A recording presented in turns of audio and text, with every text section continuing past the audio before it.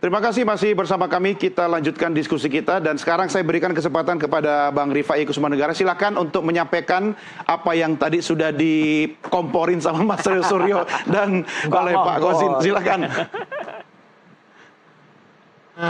Terkait apa namanya fotokopi di penyelidikan, ya menurut saya itu agak berlebihan karena saya langsung yang berinteraksi dengan penyidik bahwa pertama dalam penyelidikan itu pernah kita tunjukkan ijazah asli sesuai permintaan penyelidik Polda, bahwa memang tidak disita karena memang dalam penyelidikan seluruh penyelidik tidak memiliki kewenangan untuk menyita. Penyitaan itu baru bisa dilakukan di tahap penyidikan. Karena ini memang prosedur gitu ya. Tapi apakah itu juga pernah ya?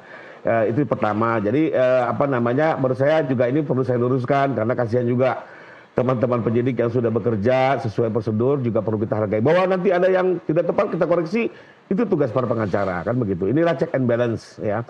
Kedua, ada lagi baru informasi yang beredar hari ini, ada 5 bundel bukti bahwa seolah-olah ini ijazah yang diperiksa ini tidak benar dan bahwa ada 5 bundel. Menurut saya segera tunjukkan kepada penyidik baik Polda maupun Barreskrim agar terang benderang. Mari kita periksa karena gini Pak Roy, buat saya juga kebenaran adalah kebenaran Pak. Ya kami pun juga tidak mau gitu ya apa namanya mempertahankan ketidakbenaran ya. Maka marilah segera kita bawa, kita periksa, jangan hanya dibawa dibombastis di media, tapi betul-betul lakukan dikaji secara bersama. Jangan seperti berita pasar pramuka gitu ya, meledak sana sini, pada saat ditarik menghilang sendiri begitu. Jadi kembali lagi, mari kita mencari kebenaran, sama-sama kita bertugas mencari kebenaran gitu ya. Dan pada akhirnya tentunya siapa yang bisa memperjuangkan kebenaran maka mendapat perlindungan hukum, tapi siapa yang memutarbalikkan kebenaran perlu diminta pertanggungjawaban siapapun itu ya. Hukum tidak pandang bulu, hukum berlaku untuk semua gitu ya.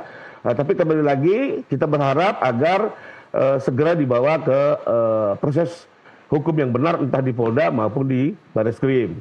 Lalu terkait bahwa ini pasal-pasal ada apa 32, 35 perlu kami jelaskan ya. Penggunaan pasal itu tidak lain karena di dalam upaya-upaya teman-teman yang melakukan berita-berita tendensius kepada Pak Jokowi, ada sebuah tampilan di mana orang-orang yang mengklaim sebagai ahli digital forensik menampilkan sebuah tayangan teknologi tertentu ya yang kita saksikan bersama dengan aplikasi tertentu yang digunakan, di mana akhirnya kita lihat